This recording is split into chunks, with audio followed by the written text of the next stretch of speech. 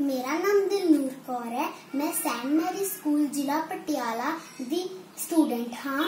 मैं थोड़े सामने कविता पेश कर रही हाँ। कुदरत बहुत सियानी है, बस साडी मत नियानी है।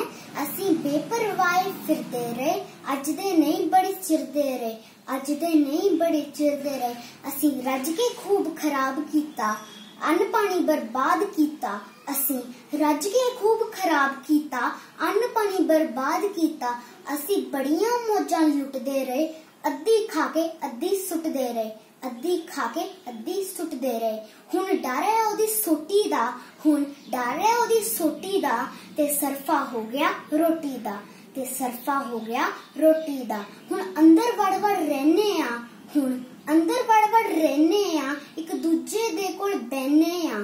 फोन ने जे खड़कन लग पे, कुछ रिश्तेदारां दे, कुछ दूर बैठिया यारां दे, कुछ रिश्तेदारां दे, कुछ दूर बैठिया यारां दे। मौत ता यार परौनी है, सब दे वेड़े आउणी है। मौत ता यार परौनी है, सब दे वेड़े आउणी है। एक आस दा दीवा जगदा है, कुछ चंगा जिहा लगदा है।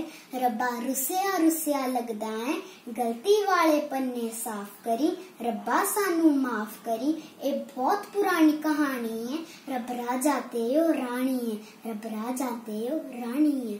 करोना नाल लड़दे सारे योद्धे सरदारां नू, सलाम मेरा सरकारां नू ते उन्हां दे कम्मां कारां नू।